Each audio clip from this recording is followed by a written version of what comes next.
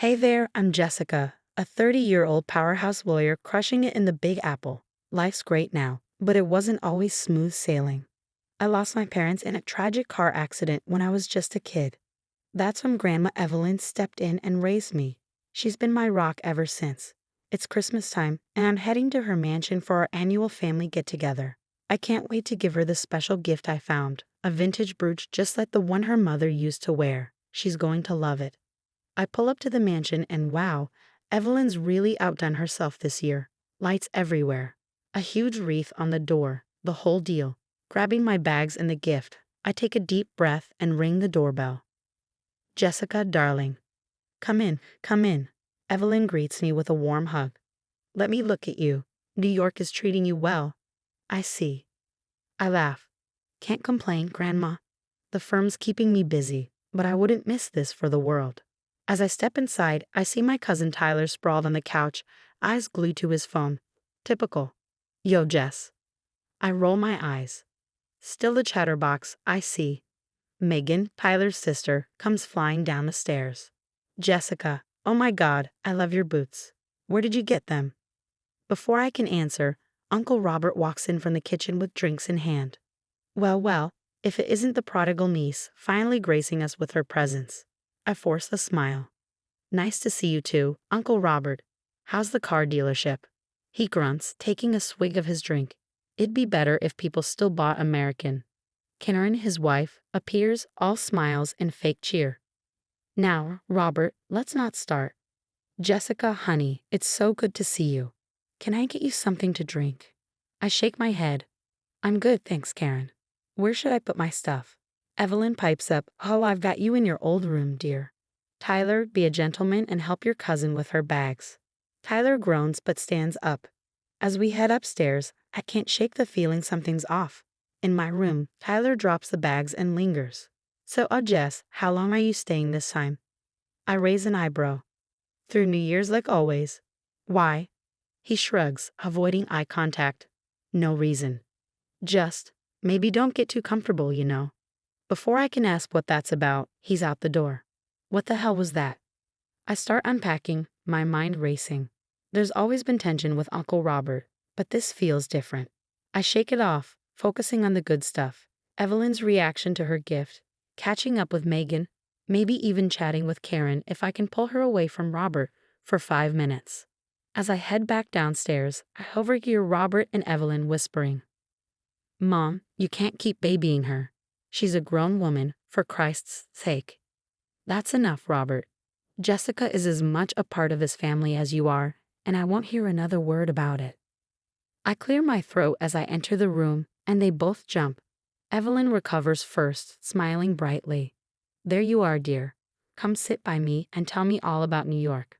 I sit beside her, feeling Robert's glare burning into me. Whatever's going on, this is shaping up to be one hell of a Christmas. Christmas Eve dinner is in full swing, and Evelyn's pulled out all the stops. The dining room looks like something straight out of a Martha Stewart magazine. Crystal glasses, fine china, the works. We're digging into Evelyn's famous honey-glazed ham when Robert decides to run his mouth. So, Jessica, how's that big shot law firm treating you? Still just pushing papers, or have they let you into a real courtroom yet? I take a sip of wine to keep from telling him off. Actually, Uncle Robert, I just won a major corporate fraud case last month. Maybe you've heard of it. Robert's face goes red, but before he can snap back, Evelyn claps her hands. All right, everyone, time for presents. We all gather in the living room as Evelyn starts handing out gifts. She's really gone all out this year. Tyler gets a fancy smartwatch, Megan's squealing over designer shoes, Karen's unwrapping a spa package, and Robert's got what looks like a Rolex. I'm sitting there, grinning, waiting for my turn. Evelyn keeps handing out more gifts to everyone, and I'm sitting there thinking, maybe she's saving mine for last, right? Wrong. She stands up, dusting her hands off, and says, well, that's everything. I blink, confused. Grandma, did you forget something? She turns to me, and for a moment, I don't even recognize her. Her eyes are cold, her voice flat. No gift for you, Jessica. The room falls silent. It feels like I've been slapped. What? Grandma? I don't understand. Is this some kind of joke? Evelyn shakes her head, her face hard as stone. No joke. You don't deserve a gift this year. I look around the room, desperate for someone to speak up. Megan and Tyler stare at the floor. Karen looks like she'd rather sink into the couch. And Robert, he's smirking like he's just won the lottery. I stand, my legs shaking. Evelyn, please. What's going on? What did I do? She won't even meet my eyes. I think it's best if you leave, Jessica. Leave? But it's Christmas Eve. This is my home. Robert stands up, puffing out his chest. You heard her. Time for you to go. Tears well up, my voice cracking. Grandma, please talk to me. Whatever I did, I'm sorry. Just tell me what's wrong. Without turning around, she says, Goodbye, Jessica. I stumble out of the room, grabbing my coat and keys. As I fumble with the front door, I hear Robert's voice behind me, dripping with satisfaction. Merry Christmas, Jessica. Drive safe now. I make it to my car before completely breaking down, tears blurring my vision as I speed out of the driveway. I can barely think straight, barely see the road, but somehow I end up at a 24-hour diner on the edge of town. My hands are shaking so badly I can hardly unlock my phone. I hit speed dial. Mike, it's me. I need you. His voice is groggy, but he's wide awake in seconds. Jess, what's wrong? Are you okay? I spill everything, my voice choked with sobs. Mike listens quietly, then says, Jess, that's messed up. Where are you? I'm coming to get you. No, I'm okay. I don't know what to do. It's like Evelyn's a different person. And Robert, God, you should have seen his face. He looked so satisfied. Mike pauses, his tone serious. Jess, something's not right. This isn't like Evelyn at all. We're going to figure this out, okay? But first, you need to be somewhere safe. Do you have a hotel nearby? I nod, forgetting he can't see me. Yeah, there's a Holiday Inn down the road. I'll get a room. Good. Get some rest. Tomorrow we start digging. Nobody messes with my best friend and gets away with it. I hang up, still a wreck. But Mike's words spark something in me. Whatever the hell's going on, I'm going to find out. Robert might think he's won, but he has no idea who he's messing with. The next morning, I wake up in a hotel feeling like I've been run over by a truck. My phone's buzzing with messages from Mike. He's already at a local coffee shop, ready to start our investigation. I drag myself out of bed, throw on some clothes, and head out. When I get there, Mike's waiting with a large coffee and a determined look. All right, Jess, let's break this down. When did you first notice something off with Evelyn? I sip my coffee, thinking back. Honestly, not until last night. She was fine when I got there. It's like someone flipped a switch. Mike nods, typing away on his laptop. Okay, so it's recent. What about Robert? Has he been acting differently? He's always been a jerk, but yeah, last night he seemed smug, like he was waiting for something. We spend the next few hours digging into Robert's background. Mike's got some connections at the courthouse, and what we find is shocking. Holy crap, Jess. Your uncle's dealership is sinking. He's got tax liens, defaulted loans, everything. I lean back stunned. So he's broke. But what does that have to do with Evelyn and me? Mike gives me a knowing look. Think about it. If Robert's broke, where's he going to get money? It hits me like a freight train. The inheritance. That son of a... Just then, my phone buzzes. It's Tyler. Yo, Jess, you got a minute? Me and Meg need to talk to you. I meet my cousins at a nearby park, and they both look nervous as hell. Megan speaks first. Jess, we're so sorry about last night. We didn't know what to do. Tyler nods. Yeah, it was messed up. Look, we overheard Dad talking to Mom. He's been feeding Grandma all sorts of lies about you. My blood runs cold.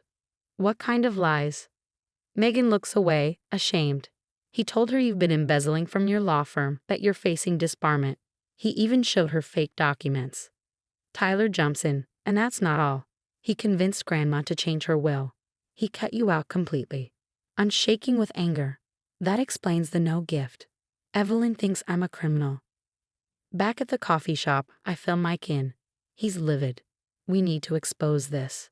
Just as we're piecing it all together, my phone rings. It's Karen, and she's whispering. Jessica, I need to see you in person. It's about Robert. We meet at a diner on the outskirts of town. She looks exhausted, like she hasn't slept in days. Jessica, I can't take it anymore. Robert's gone too far.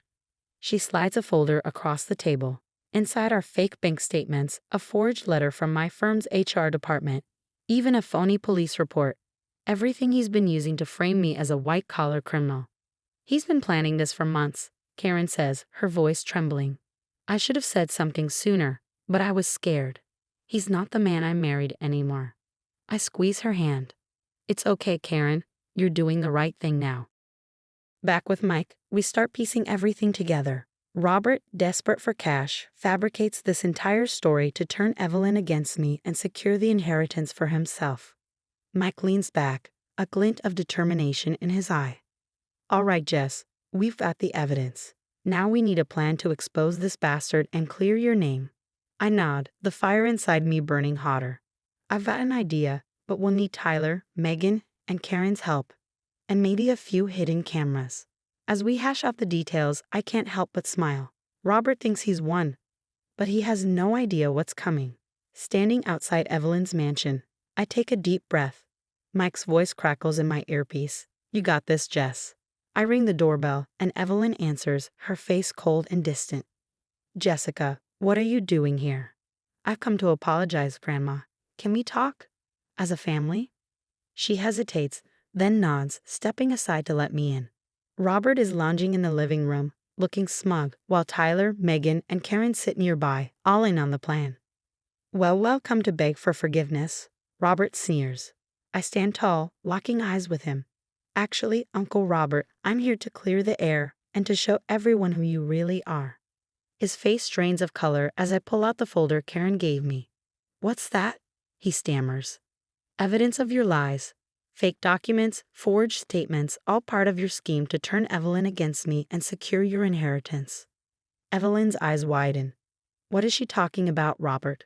Robert jumps up, sputtering. She's lying. You can't believe her. Oh, can it, Dad? Tyler cuts in. We heard you bragging about it. Megan nods, her voice steady. Yeah, you've gone too far this time. Karen stands, her voice shaking but resolute. I can't do this anymore, Robert. I'm leaving you. Robert's face twists with rage. Ungrateful brats. After everything I've done for this family, none of you deserve. He stops mid-sentence, realizing what he's just said.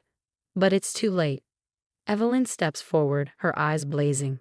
Robert, how could you? My own son. Mom, I can explain. Save it? Evelyn snaps. She turns to me, tears in her eyes. Jessica, I'm so sorry. I should have known better. I hug her tightly. It's okay, Grandma.